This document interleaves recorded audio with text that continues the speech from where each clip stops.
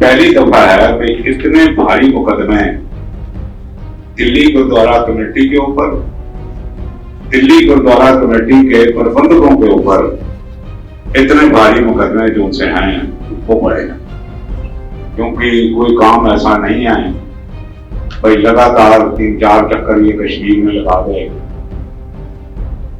वो भी एक मेंबर पार्लियामेंट के साथ, तो इसका मतलब है ये किसी भागने की फिराक में है। दो बिल बनने एक एक काम के और फर्जी बिल बनवाने करोड़ों रुपए और फर्जी बिलों के ऊपर पेमेंट करने, वो भी केस जो से हैं वो सामने आ रहे। ये बयान जो से हैं आज भी गुमराहकुन बयान जो से हैं ये लगा रहे हैं, इश्तिहार लगा रहे हैं। ये एक सेंटर को हॉस्पिटल बताने की कोशिश कर रहे हैं। सेंटर होता है, हॉस्पिटल होता है। इनका मकसद जो सा है कोविड सेंटर का, ये अलग-अलग एजेंट अपने बाहर की एम्बेसियों में आदमियों को ये भेज रहे हैं, जिनको ये बाद में मैं समझता हूं भाई इनकी आज ये एक बड़ी बात बन गई है और ये कमीशन के ऊपर पैसा जो है ये इकट्ठा करने की कोशिश करते हैं। 46 साल 47 साल दिल्ली से गुरुद्वारा प्रबंधक कमेटी ਨੂੰ ਹੋਣ ਚਾਹਿਆ ਹੈ। ਕਿਸੇ ਨੇ ਅੱਜ ਤੱਕ ਦਿੱਲੀ ਕਮੇਟੀ ਨੂੰ ਇਹ ਨਹੀਂ ਕਿਹਾ ਵੀ ਆਪਣਾ ਹਿਸਾਬ ਸਾਨੂੰ ਪੇਸ਼ ਕਰੋ। ਔਰ ਇਹ ਐਕਸੈਪਟ ਕਨਫਰਮ ਕਰਦੀ ਹੈ ਗੱਲ ਕਿ ਇਹਨਾਂ ਨੇ ਇਤਨੀਆਂ ਚੋਰੀਆਂ ਕੀਤੀਆਂ ਕਿ ਦਿੱਲੀ ਹਾਈ ਕੋਰਟ ਨੂੰ ਇਹਨਾਂ ਦਾ ਹਿਸਾਬ ਮੰਗਣ ਦੇ ਲਈ ਮਜਬੂਰ ਹੋਣਾ ਪਿਆ।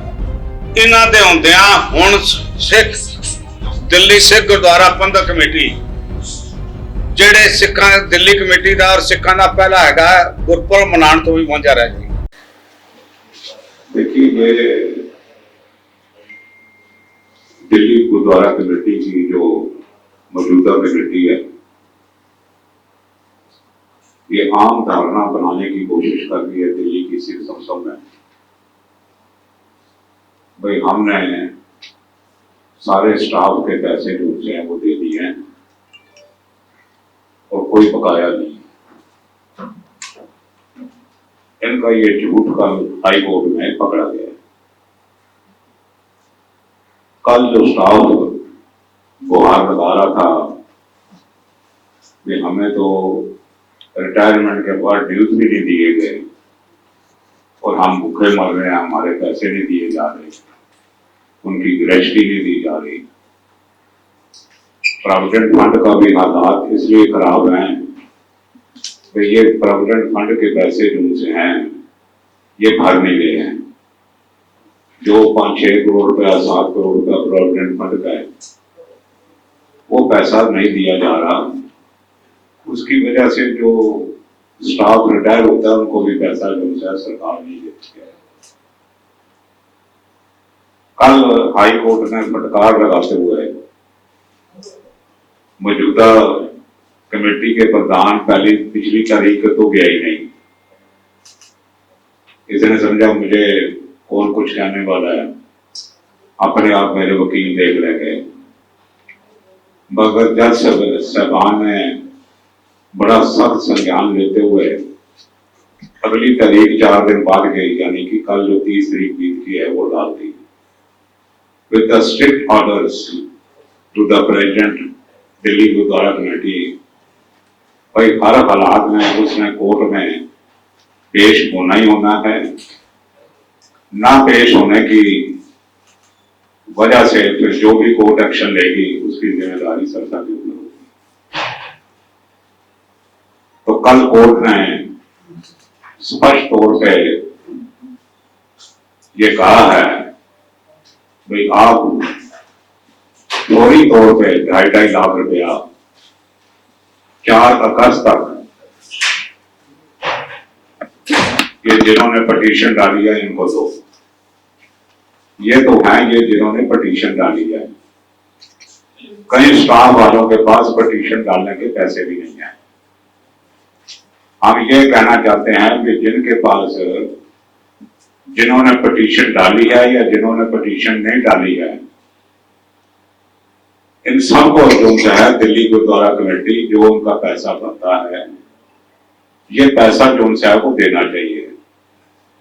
गुरु घर में किसी का भी पैसा मारने की, किसी का पैसा रखने की कोई भी ऐसी जो है चीज कभी आज तक नहीं हुई। और ये एक पहली दफा है कि इतने भारी मुकदमे दिल्ली गुरुद्वारा कमेटी के ऊपर, दिल्ली गुरुद्वारा कमेटी के प्रबंधकों के ऊपर इतने भारी मुकदमे जो उनसे हैं वो पड़े हैं। वैसे भी अगले 22 दिनों में ये जाने वाली कमेटी है, मगर हम ये चाहते हैं जो उसने हजारों करोड़ रुपया गुरु घर का लूटा है, लोगों का लूटा है, लैंड ग्रैबिंग की है, गलत तरीके से पैसा कमाया हुआ है, उस पैसे का हिसाब ये संतों से माफी भी मांगे और जिन जिन गरीब जनों को पैसे दे रहे हैं उनको ये पैसे भी दे। हमारे पास ये भी खबर है ये भागने की चेष्टा कर रहा है, क्योंकि कोई काम ऐसा नहीं है भाई लगातार 3-4 चक्कर ये कश्मीर में लगा दे, वो भी एक मेंबर पार्लियामेंट के साथ। तो इसका मतलब है ये किसी भागने की फिराक में है, किसी बड़े पॉलिटिशियन को साथ ले जाकर ताकि इसकी पूछताछ उनसे कहीं ना हो सके। मगर हम ये समझते हैं कि जो कोर्ट ने ऑर्डर दिए हुए हैं उनकी अनदेखी किसी भी सरकारी एजेंसी के लिए ठीक नहीं होगी। उन ऑर्डरों की अनदेखी करना, और आज ये एक बड़े शर्म की बात है भाई हमारी 5 ये आज 6ठी प्रेस कॉन्फ्रेंस के रूप में ये गुहार है प्रेस के जरिए से, भाई तुमने ये जो लूटपाट की है, जो तुम्हारे विलो का नोटिस तुम्हारे खिलाफ निकला है, तुमने अभी तक इसका जवाब नहीं दिया। तुम क्यों नहीं संतों को बता रहे भाई तुमने 2 जो कंपनियों के पैसे, 3 कंपनियों के पैसे की इन्वॉल्वमेंट है, तो वो इन्वॉल्वमेंट तुम संतों को स्पष्ट क्यों नहीं कर रहे? 2 बिल बनने एक काम के और फर्जी बिल बनवाने करोड़ों रुपयों के, उन फर्जी बिलों के ऊपर पेमेंट करनी, वो भी केस जो से हैं वो सामने आ रहे हैं। ये छूट नहीं सकता है, ये भाग के पुलिस की पकड़ से जा नहीं सकता है। और मैं फिर दोहरा रहा हूं, दिल्ली सिख गुरुद्वारा कमेटी के इतिहास में ये पहली दफा है कोई प्रधान के खिलाफ इतना सख्त संज्ञान कोर्ट ने और पुलिस ने लिया हो। ऐसा संज्ञान किसी ने नहीं लिया। भाई ये प्रधान ये जंप करके बाहर जान भागने की कोशिश में है और इसको सब तरफ से इसके जो पुर्जे हैं वो टाइट किए जा रहे हैं।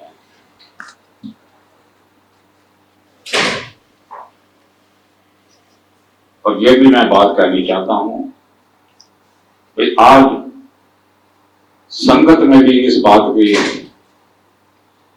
बड़ा उनको इस चीज का ज्ञान है और इस चीज को बड़ी अच्छी तरह से देख रहे हैं कि ये सरसा कहीं भाग ना जाए। हालांकि ये बयान जो उनसे हैं आज भी गुमराहकुन बयान जो उनसे हैं ये लगा रहे हैं, इश्तिहार लगा रहे हैं। ये एक सेंटर को हॉस्पिटल बताने की कोशिश कर रहे हैं। सेंटर सेंटर होता है, हॉस्पिटल हॉस्पिटल होता है। अब मैं क्या कहूं, मैंने भी देखे हुए हैं कि किसी मदरसे को हम साइंस का स्कूल नहीं बता सकते, किसी पाठशाला को हम इतना बड़ा स्कूल नहीं बता सकते हैं, मगर ये तो पाठशाला से भी नीचे है काम, जो पहला कोविड सेंटर है वो बंद किया गया है, इसलिए भी अब उसकी जरूरत भी नहीं है। इनका मकसद जो सा है कोविड सेंटर का, ये अलग-अलग एजेंट अपने बाहर की एम्बेसियों में आदमियों को ये भेज रहे हैं, जिनको ये बाद में मैं समझता हूं भाई इनकी आज ये एक बड़ी बात बन गई है और ये कमीशन के ऊपर पैसा जो है ये इकट्ठा करने की कोशिश करते हैं। डायलिसिस सेंटर जो सा है वो बंद के कगार के ऊपर है, जो बाला साहब में बड़े पॉम्प एंड शो के साथ बोला गया। राकेश सिंह डकैत को बुलाया गया, हालांकि उसका मतलब नहीं था कोई भी। डकैत को बुलाने का क्या मतलब है, हमारा कोई लेना देना नहीं है। डकैत को बुलाया, मगर वो डायलिसिस सेंटर भी जो है वो बंद हो चुका है। That has been close down, 4 महीने भी नहीं चला।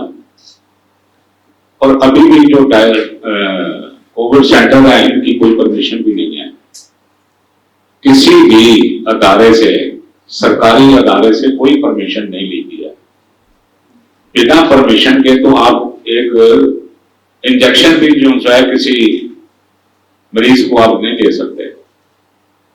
पर इतनी बड़ी लूटपाट और इतनी बड़ी ठगड़ी ये दिल्ली की संगत में शायद ये पहली दफा दिल्ली गुरुद्वारा कमेटी ने गुरु के नाम के ऊपर, गुरुद्वारे के नाम के ऊपर इतना पैसा जो लूटा है और आगे लूटने की जो योजना बना रहे हैं, इसकी हम सख्त लफ्जों में निंदा भी करते हैं, संगत को आगाह भी करते हैं कि ऐसे लुटेरों से आप सावधान रहिए।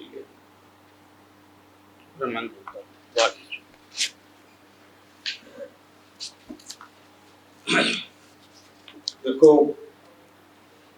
दिल्ली से गुरुद्वारा प्रबंधक कमेटी के अकाउंट पिछले कई सालों तो उन्होंने अपने मैंबर साहबान भी अपने मैंबर साहबान भी और एक्स मैंबर भी और आम लोग मंग रहे सन, क्योंकि जब इन्हों को तनख्वाह नहीं दी जा रही सन, पेमेंट नहीं हो रही सन, जरूरी चीज़ों की भी पेमेंट नहीं हो रही थी, इन्हों देसी घ्यो की जगह रिफाइंड ऑयल वरतना पै रहा सी। कल इस गल की तस्दीक दिल्ली हाई कोर्ट ने करती जब उन्होंने कहा भी अपना हिसाब लैके साढ़े को लाओ।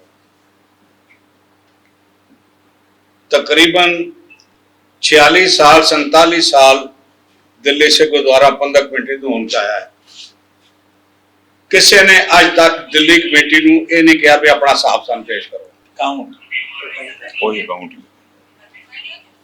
और एक सिर्फ कन्फर्म कर दी है गल कि इन्होंने इतनी चोरियां की कि दिल्ली हाई कोर्ट को इन्हों का हिसाब मंगण के लिए मजबूर होना पाया।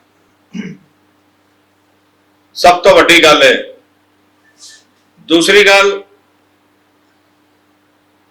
कि साडे वास्ते सब तो अफजल है साडे गुरपुरब मनाने। आज कितने शर्म की गल है कि गुरु हरकृष्ण साहब का प्रकाश उत्सव लक्की शाह बंजारा हाल दे विच नहीं मनाया जा रहा। क्यों? जेड़ा कोविड सेंटर इन्होंने खोलिया, जिन्हों बंद होया महीना हो गया, पर हाले उस दे विच संगत का इकट्ठ नहीं कर सकते क्योंकि इन्होंने सैनिटाइज नहीं किया। जद के खत्म होने सार सैनिटाइज करना चाहिए सी, एक दर्जनवार करना चाहिए सी, खुले रखने चाहिए सन दरवाजे, सारे दरवाजे बंद। इसका मतलब की समझते हैं? इन्हों के होंदिया हुण सिख दिल्ली सिख गुरुद्वारा प्रबंधक कमेटी जेड़े सिखा दिल्ली कमेटी का और सिखा का पहला है गुरपुरब मनाने तो भी वांझा रह जाएगी। ये मैं समझा इतनी वड्डी तुहमत हैगी, लानत हैगी। अज भी कोई सिख इन्हों वोट पाता तो गुरु का देनदार है, जिदे गुरपुरब नहीं बनाते पे उन्होंने की रह गया पता है। अज कह रहे हैं कि असी अस्पताल खोलांगे, खोलो। तुसी कोविड सेंटर खोलिया, बंद हो गया, डायलिसिस सेंटर खोलिया बंद हो गया, हुण कोविड सेंटर खोलना है कि अस्पताल खोलना है, सानू परमिशन दित्तियां जाण, सानू दसिया जाए दिल्ली के सिक्खां नूं भी तुसीं किहदे नाल एग्रीमेंट करके अस्पताल खोल रहे हो। साढ़े कोल तुसीं पुछिया सी, असीं तुहाडा सारा ट्रस्ट और जो एग्रीमेंट सी सारा तुहानूं देता सी, तुसीं दसो सानूं किहड़ी बेईमानी हैगी जिहड़ी तुसीं करना चाहते हो। विदाउट परमिशन कोई अस्पताल खोलने की कोशिश ना करना। चौथी गल कि जिहड़ी डेलाइट कंपनी की ऑडिटिंग रिपोर्ट हैगी उन्होंने साडे सामने लियाओ। 22 अगस्त की चोण तो पहले तुसीं संगत दे कोल सुरखरू होकर कोई वोट मंगनी है तो मंगो, जब तक वो ऑडिट रिपोर्ट तुसीं नहीं देंदे तुहाडा कोई हक नहीं रह गया कि तुसीं इलैक्शन लड़ सको। मैं तुहाडे माध्यम राही उन्हां को गल पहुंचानी चाहते हैं, मत समझो कि पर्दे पे मारन नाल तुसीं उहदा नां की है हैंकड़बाजी दसण नाल तुसीं कहोगे जी असीं ये कर लांगे फलाण कर लांगे देख लांगे, असीं वोटां खरीद लांगे फलाण कर लांगे। बड़े तेरे वर्गे कई सैकड़े जम्मे वोटां खरीदण वाले। संगत इस गल का जवाब तुहानूं आउण वालियां चोणां बराबर देगी। किसी ने कोई सवाल पूछना हो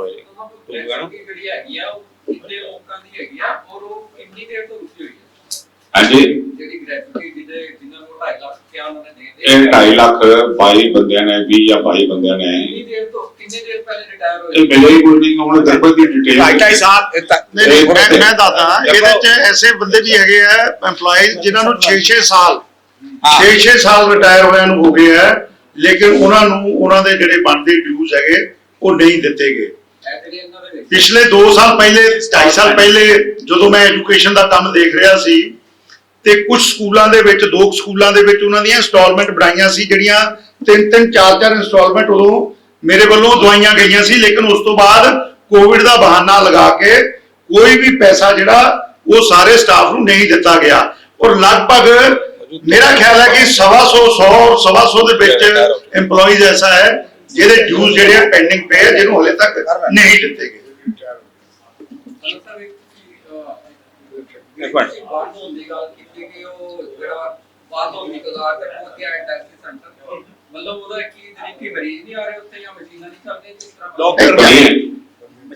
ਇੱਕ ਤਾਂ ਉੱਥੇ ਕੁਝ ਵੀ ਨਹੀਂ ਹੈਗਾ। ਉਸ NGO ਨੇ ਠੱਗੀ ਠਗੋਰੀ ਕਰਕੇ ਸਰਕਾਰ ਕੋਲੋਂ ਪੈਸੇ ਲੈਣ ਦੀ ਗੱਲ ਕੀਤੀ ਹੈ। ਅਸਲ ਗੱਲ ਇਹ ਹੈ 2 ਠੱਗ ਇਕੱਠੇ ਹੋ ਗਏ, ਇੱਕ NGO ਵਾਲਾ ਤੇ ਇੱਕ ਸਰਸਾ ਜਿਹੜਾ ਹੈਪਚੁਅਲ ਫੰਡਰ ਹੈਗਾ, ਹੈਪਚੁਅਲ ਲੂਟਰ ਹੈਗਾ, ਹੈਪਚੁਅਲ ਗ੍ਰੈਬਰ ਹੈਗਾ।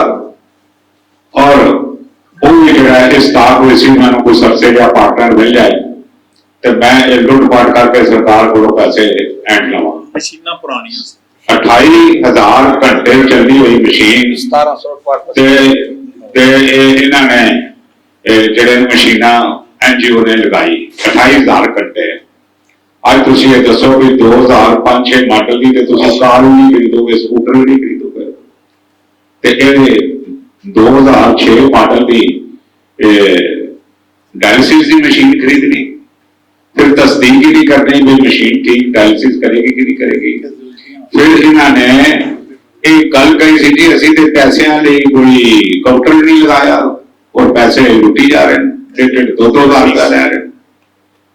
ये पैसे भी लै रहे हैं, सरकार को भी पैसे लै रहे हैं। इन्हों की थारों किसी इंटैलीजेंस एजेंसी तो इन्हों की सारे अकाउंट की स्क्रूटनी होवे, इन्हों की डील की स्क्रूटनी होवे, इंक्वायरी होनी चाहिए है कि मैडिकल जिहड़ी मिनिस्ट्री हैगी भावें स्टेट की है भावें सेंटर की है, उन्होंने इन्हों को पूछना चाहिए भी तुहाडे कोल दसो परमिशनस कित्थे हैगियां, कारपोरेशन की परमिशन कित्थे हैगी, कारपोरेशन का NOC कित्थे हैगा। तुसीं हथ नाल चुक के गंद जिहड़ा खिड़की तो बाहर सुटते हुए साडे कोल वीडियोस पईयां होईयां, तुहाडे कोल कोई आधार ही नहीं हैगा, कोई हस्पताल नां दी कोई चीज नहीं है। वो तो एक गुजर खाना जिहा खोलता इन्होंने जिथे बंदे मरवाण दी कोशिशां किया मरे ने और डॉक्टर का तो आलम ही कोई नहीं, 1 या 2 डॉक्टर वो भी नाहल डॉक्टर ਇੱਥੇ 40 ਡਾਕਟਰ ਰੱਖੇ ਗਏ। ਇੱਥੇ ਵੀ ਕੋਵਿਡ ਸੈਂਟਰ ਦੇ ਵਿੱਚ 40 ਡਾਕਟਰ ਜਿਨ੍ਹਾਂ ਨੂੰ CBI ਨੇ ਅਰੈਸਟ ਵੀ ਕੀਤਾ, ਇਹਨਾਂ ਨੇ ਅੱਜ ਤੱਕ इतना बड़ा इल्जाम लगा, इन्होंने कोई सफाई नहीं दी। सफाई ना देने करके it is a self goal and it is admission on their part by yes we are caught red handed. ਅਸੀਂ ਸਭੀ ਤੋਂ ਪਕੜੇ ਗਏ ਚੋਰ ਹੈਗੇ ਆ। ਜਿਹੜੀ ਗੱਲ ਤੁਸੀਂ ਕਹੀ ਹੈਗੀ ਕਿਤਨੇ ਸਟਾਫ ਹਨ, ਉਹ ਸ਼ੰਟੀ ਜੀ ਤੁਹਾਨੂੰ ਦੱਸਾਂਗੇ।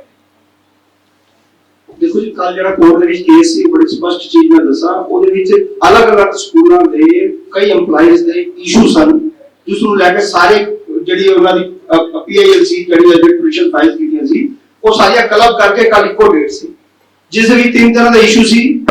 ਜਿਹੜਾ ਪਹਿਲਾ ਇਸ਼ੂ ਸੀ ਉਸ ਦੇ ਵਿੱਚ ਉਹ ਸੀਗਾ 40% ਜਿਹੜੀ ਸੈਲਰੀ ਉਹਨਾਂ ਨੂੰ ਪਿਛਲੇ 1 ਸਾਲ ਤੋਂ ਲਗਭਗ ਨਹੀਂ ਮਿਲ ਰਹੀ, 60% ਸੈਲਰੀ ਮਿਲ ਰਹੀ ਹੈ, 40% ਨਹੀਂ ਮਿਲ ਰਹੀ। दूसरा इशू उस रिटायरमेंट के जो एम्पलॉइज ने जिन्होंने आज साल 1.5 साल 2 साल रिटायर हो गए ने, उन्होंने ड्यूज उन्होंने ग्रेचुटी नहीं मिल रही जी तुसीं गल कीती। तीसरा वो इशू सी 7th पे कमीशनस का। ये तीनों इशूज ਨੂੰ ਲੈ ਕੇ कल उसी डेट से जब पहला इन्हें झूठ बोलिया 40% सैलरी का, उसने कहा कि मैं जी इनको 100% सैलरी अब देनी शुरू कर दी है, ये भी मैं आने वाले साल 1.5 साल में दे दूंगा। लेकिन उन्हें झूठ किवें 100% का बोलिया? लगभग 25 करोड़ रुपया उन्होंने स्कूलों के ही एम्पलॉइज का प्रोविडेंट फंड रोक के वो आज तक जमा नहीं होया। मैं उन्हें चैलेंज करता मजिंदर सिंह सिरसा की पूरी कमेटी 25 करोड़ रुपया प्रोविडेंट फंड रोक के 3 महीने उन्होंने 100% सैलरी दे दी थी। क्यों? क्योंकि इलेक्शन से लेते हैं, इलेक्शन करके ड्यू टू इलेक्शन हाले भी करोड़ रुपया बाकी है। दूसरा इशू रिटायरमेंट का, जिन्हें संना साहब ने दसा कि साल 1.5 साल तो रिटायर हो रहे हैं, उन्होंने जी कलपुना है जब तक किसी प्राइवेट किसी एम्प्लॉइज का तुसी provident fund up to date जमा नहीं कराओगे, जिस दिन उसकी रिटायरमेंट हुई है तब तक उसको ग्रेचुटी मिल नहीं सकती। और पहला जब तक प्रोविडेंट फंड तो जमा नहीं कराएगा तब तक उस गरीब को उसकी ग्रेचुटी नहीं मिलेगी। वो करोड़ रुपए और ले आए कितों? उन्होंने बचा रखा गुरुद्वारा कमेटी के चुनाव में खर्च करने लई। तीसरा इशू सी 7th पे कमीशन का। और 7th पे कमीशन के बीच इन्होंने की किया, तीनों गल्लां कोर्ट ने कहा कि जितनी बातें आप इन्हें कहा कि मैं जल्दी लगा दूंगा, इस टाइम मैं नहीं कह सकता क्योंकि कि ये चुनाव सिर पर है, तो विरोधी मुझे घेर लेंगे, ये कर लेंगे, वे कर लेंगे। इतना बड़ा झूठा, इन्हें पता सी कि सारे झूठ वकील नहीं बोल सकेंगे। ये आप कल कोर्ट के बीच गया बाकी कमां वास्ते फोकी गवाही लैण वास्ते कोरोना के झूठे वादे करके, डायलिसिस का झूठा वादा करके, हॉस्पिटल का झूठा वादा करके, उन लोगों को सब्जी बाग दिखा के कोरोना के जिन्हां दी डेथ हुई 2,500 पेंशन लगा के ਉਹਦੇ ਅੰਦਰ ਕੋਡ ਆਫ ਕੰਡਕਟ ਲਾਗੂ ਨਹੀਂ ਇਹਦੇ ਹੋ ਰਿਹਾ। ਜਦੋਂ ਕੋਰਟ ਨੇ ਇਸ ਮੈਟਰ ਦੇ ਉੱਤੇ ਸੀਰੀਅਸ मैटर का एफिडेविट मंगया, तेरे कहा जी मेरे ऊपर कोड ऑफ कंडक्ट लागू है, तो मैं ये इस तरह का एफिडेविट अभी नहीं दे सकता क्योंकि 22 तारीख को चुनाव है। तो कोर्ट ने फिर 30 अगस्त तक का टाइम दिया, क्योंकि जो नवी डेट है वो 6 सितंबर है, और 30 अगस्त तक टाइम दिया कि तुम 30 अगस्त तक एफिडेविट फाइल करना है। बड़े झूठा है, बेईमान है। इसने 22 तारीख की चुनाव के बाद किसी तरीके का कोई एफिडेविट ना इसने आना है, ना शो के रहना, ना इसकी कमेटी मुड़ के आनी है, ना बादल में किसी ने मुंह लगाना है। ये अगली कमेटी के सिर्फ आके जा रहे हैं। बट असली वर्ग की एक होर गल दसा, सन 2012 1 अप्रैल 2012 ਦੇ ਵਿੱਚ सरना साहब ने एफिडेविट फाइल किया सी कोर्ट ਦੇ ਵਿੱਚ कि हम 1 साल के अंदर 6 पे कमीशन जो एम्प्लॉइज के ऊपर मतलब लगा देंगे, उनको उनका हक देंगे। लेकिन क्योंकि 2013 जनवरी के चुनाव होए, चुनाव की जड़ी कमेटी की जड़ी बात हो रहा अकाली दल बादल को आ गई, उन्होंने पैसे नहीं दिते जड़े कि 100 करोड़ रुपए सरना साहब ने होते उस टाइम छोड़े सी कि असि तुरंत आ रही ऐसा भुगतान करांगे। 2 साल 13 तो लेके 15 तक इन्होंने पैसे नहीं दिते। जरा 100-150 करोड़ के काम होना 500 करोड़ पहुंच गया, और आज तक वो इशू दे करके स्कूल कॉलेज बंद होने की कगार पे आ गए। असल मैटर दे विच ये इन्हां दी नाकामियां दा नतीजा है कि आज इन्होंने जो हालात कीते ने। और मैं एक तक भी कहना चाहूंगा कि ये तो होगा स्कूलों दी DSGC दे एम्प्लॉय दिल्ली गुरुद्वारा कमेटी दे एम्प्लॉय का भी आज भी 4 करोड़ रुपया प्रोविडेंट फंड का बाकी है। अगर नहीं तो मेरे सामने आके चैलेंज महसूस करना, मेरे सामने आके बैठ जाए। 50 करोड़ रुपए परचेज कमेटी का बाकी है, जो बिल और कई तरह के राशन के बिल जो क्यों तक मिलना बंद हो गया। 50 करोड़ रुपया ए मनजिंदर सिंह सिरसा दिल्ली गुरुद्वारा कमेटी का करोड़ रुपया इलेक्शन पे खर्च करके, अपने सोशल मीडिया पे खर्च करके, दिल्ली गुरुद्वारा कमेटी का पट्टा उठा के 300-400 करोड़ रुपए का कर्जा छड़ के जाना है। संदर्भ में जिसका समझने की लोड़ है। मैं तो सारे तथ्य ਤੁਹਾਡੇ सामने लगे, बाकी गल सरना तो करन मैं ਤੁਹਾਨੂੰ ਇਸ ਗੱਲ ਤੋਂ ਜਾਣੂ ਕਰਾਉਣਾ ਚਾਹ ਰਿਹਾ ਕਿ ਇਹ ਇਕੱਲੀ ਗੱਲ EMPLOYEES ਦੇ ਪੈਸੇ ਦੀ ਨਹੀਂ ਹੈ। ਅੱਜ ਤੋਂ 5 ਸਾਲ ਪਹਿਲੇ 2015-16 ਦਾ ਇੱਕ ਕੰਪਨੀ ਜਿਹੜੀ ਕਿ ਸਾਡੇ ਗੁਰੂ ਹਰਕ੍ਰਿਸ਼ਨ ਪਬਲਿਕ ਸਕੂਲਾਂ ਦੇ ਵਿੱਚ ਅਬੈਕਸ ਦੀਆਂ ਕਲਾਸਾਂ ਔਰ ਵੈਦਿਕ ਮੈਥ ਦੀਆਂ ਕਲਾਸਾਂ ਲੈਂਦੀ ਸੀ, ਉਹਦਾ 32 ਲੱਖ ਰੁਪਈਆ ਇਕੱਲੇ ਹਰਗੋਬਿੰਦ ਇਨਕਲੇਵ ਬ੍ਰਾਂਚ ਦਾ ਦੇਣ ਵਾਲਾ ਬਾਕੀ ਪਿਆ ਹੈ, ਜਿਹੜਾ ਹਾਲੇ ਤੱਕ ਨਹੀਂ ਦਿੱਤਾ। ਕੱਲ ਮੈਨੂੰ ਉਹਨਾਂ ਦੇ ਡਾਇਰੈਕਟਰ ਨੇ ਫੋਨ ਕੀਤਾ ਕਿ ਕਿਆ ਆਪ ਹੀ ਦੇਖ ਰਹੇ ਹੋ ਇਸ ਕੰਮ को, तो मैं उन्होंने दसिया कि मैं ਤਾਂ ਇਹਨਾਂ ਚੋਰਾਂ ਨੂੰ ਛੱਡ ਚੁੱਕਿਆ। ਦੂਸਰਾ, ਕੱਲੇ ਇਹਦੀ ਗੱਲ ਨਹੀਂ ਹੈਗੀ, ਬਹੁਤ ਸਾਰੇ ਟਰਾਂਸਪੋਰਟਰ ਦੇ ਪੈਸੇ, ਬਹੁਤ ਸਾਰੇ ਹੋਰ ਏਜੰਸੀਆਂ, ਸਮਾਰਟ ਕਲਾਸਿਸ ਜਿਹੜੀਆਂ ਗਲਤੀ ਨਾਲ ਕਿਤੇ ਮੈਂ ਸ਼ੁਰੂ ਕਰਵਾਤੀਆਂ 2 ਸਕੂਲਾਂ ਦੇ ਵਿੱਚ, ਜੋ ਐਗਰੀਮੈਂਟ ਉਹਨਾਂ ਕੰਪਨੀਆਂ ਦੇ ਨਾਲ ਹੋਏ ਉਹਨਾਂ ਨੂੰ ਵੀ ਇੱਕ ਪੈਸਾ ਜਿਹੜਾ ਉਹ ਨਹੀਂ ਦਿੱਤਾ ਜਾ ਰਿਹਾ। तो ਜਿਵੇਂ ਸ਼ੰਟੀ ਜੀ ਨੇ ਕਿਹਾ, ਮੈਂ ਮੋਟਾ ਫਿਗਰ ਅਗਰ ਤੁਹਾਨੂੰ ਦੱਸਾਂ ਤੇ ਜਿਹੜੇ ਰਿਟਾਇਰਡ ਸਾਡੇ EMPLOYEES ਹੈਗੇ ਆ ਉਹਨਾਂ ਦਾ ਲਗਭਗ ਕੋਈ 12 ਕਰੋੜ ਰੁਪਇਆ ਉਹਨਾਂ ਦਾ ਗ੍ਰੈਚੁਟੀ ਔਰ PF ਦਾ ਜਿਹੜਾ ਬਕਾਇਆ ਦੇਣ ਵਾਲਾ ਜਿਹੜਾ ਇਹ ਰੋਕ ਕੇ ਬੈਠੇ ਆ ਪਿਛਲੇ 5 ਸਾਲਾਂ ਤੋਂ। ਸੋ ਬਹੁਤ ਸਾਰੀਆਂ ਦੇਣਦਾਰੀਆਂ ਜਿਹੜੀਆਂ ਇਹਨਾਂ ਦੇ ਸਿਰ ਹੈਗੀਆਂ। ਉਹ ਠੀਕ ਕਿਹਾ ਉਹਨਾਂ ਨੇ ਕਿ ਜਿੰਨੀਆਂ ਅਨਾਉਂਸਮੈਂਟਾਂ ਜੋ ਕਰਦੇ ਪਏ ਆ, ਮੈਂ ਪੁੱਛਣਾ ਚਾਹੁੰਦਾ ਇਹਨਾਂ ਨੂੰ ਕਿ 84 ਦੀ ਵਿਧਵਾ ਦੀ ਜਿਹੜੀ ਪੈਨਸ਼ਨ ਚਾਲੂ ਕੀਤੀ ਸੀ ਉਹ ਕਿਉਂ ਰੋਕੀ ਹੋਈ ਹੈ? ਤੁਸੀਂ ਨਵੀਆਂ ਪੈਨਸ਼ਨਾਂ ਅੱਜ ਕਹਿ ਰਹੇ ਹੋ ਅਸੀਂ 21000 ਸਗਨ ਸਕੀਮ ਦਵਾਂਗੇ, ਤੁਸੀਂ ਕਹਿ ਰਹੇ ਹੋ ਜੀ ਅਸੀਂ 2500 ਰੁਪਏ ਦੀ ਪੈਨਸ਼ਨ ਦਵਾਂਗੇ, ਫਿਰ ਉਹਨਾਂ ਵਿਧਵਾਵਾਂ ਦੀਆਂ ਪੈਨਸ਼ਨਾਂ ਕਿਉਂ ਰੋਕੀਆਂ ਹੋਈਆਂ? ਉਹ ਟਾਈਮਲੀ ਅੱਜ ਤੱਕ ਕਿਉਂ ਨਹੀਂ ਦਿੱਤੀਆਂ ਗਈਆਂ? ਹੋਰ ਬਹੁਤ ਸਾਰੇ ਇਸ ਤਰੀਕੇ ਦੇ ਕੰਮ ਗੁਰੂ ਹਰਕ੍ਰਿਸ਼ਨ ਪਬਲਿਕ ਸਕੂਲਾਂ ਦੇ ਵਿੱਚ ਪੇਰੈਂਟਸ ਜਦੋਂ ਆਪਣਾ ਬੱਚਾ ਭੇਜਦਾ ਹੈ ਤਾਂ ਉਹਦੇ ਦਿਮਾਗ ਦੇ ਵਿੱਚ ਇੱਕ ਤਸਵੀਰ ਹੁੰਦੀ ਹੈ ਕਿ ਮੇਰਾ ਬੱਚਾ ਦਿੱਲੀ ਦੇ ਟੌਪ ਦੇ ਪਬਲਿਕ ਸਕੂਲ ਦੇ ਵਿੱਚ ਪੜ੍ਹਨ ਜਾ ਰਿਹਾ। ਅੱਜ ਇਹਨਾਂ ਨੇ ਹੁਣ ਨਵੇਂ ਸੈਸ਼ਨ ਤੋਂ ਕੀ ਕੀਤਾ ਹੈ ਕਿ ਕਲਾਸਾਂ ਕਲੱਬ ਕਰ ਦਿੱਤੀਆਂ। ਬਸੰਤ ਵਿਹਾਰ ਦੇ ਨਾਲ ਇੰਡੀਆ ਗੇਟ ਸਕੂਲ ਕਲੱਬ ਕਰ ਦਿੱਤਾ, ਹਰਗੋਬਿੰਦ ਦੇ ਨਾਲ ਲੋਨੀ ਰੋਡ ਕਲੱਬ ਕਰ ਦਿੱਤਾ। ਇੱਕੋ ਟੀਚਰ 2-2 ਸਕੂਲਾਂ ਦੇ ਬੱਚਿਆਂ ਨੂੰ ਪੜ੍ਹਾ ਰਿਹਾ। ਉਹਨਾਂ ਪੇਰੈਂਟਸ ਦੇ ਅੱਜ ਆਬਜੈਕਸ਼ਨ ਆ ਰਹੀ ਹੈ, ਜਿਨ੍ਹਾਂ ਦਾ ਇੱਕ ਟੀਚਰ ਘੱਟੋ ਘੱਟ 100 ਬੱਚੇ ਦੀ ਕਲਾਸਰੂਮ ਨੂੰ ਲੈਣਾ ਪੈ ਰਿਹਾ, ਜਦਕਿ ਇੱਕ ਜਿਹੜਾ ਟੀਚਰ ਹੈ ਉਹ ਇਜ਼ੀਲੀ 40 ਤੋਂ 38 ਬੱਚਿਆਂ ਤੋਂ ਜ਼ਿਆਦਾ ਕਲਾਸ ਦੇ ਵਿੱਚ ਬੱਚੇ ਨਹੀਂ ਹੁੰਦੇ। तो इस तरीके से भी ऑब्जेक्शन आ रहे हैं जिन्हें करके साडे जेहड़ा स्कूलों का ग्राफ जेहड़ा दिन पर दिन दिखता जा रहा है। सर नमस्कार। बस ही बात, कोई क्वेश्चन किसी ने और पूछना होगा? ठीक है जी, बहुत बहुत मेहरबानी जी, ਤੁਹਾਡਾ बहुत बहुत धन्यवाद, थैंक यू वेरी मच।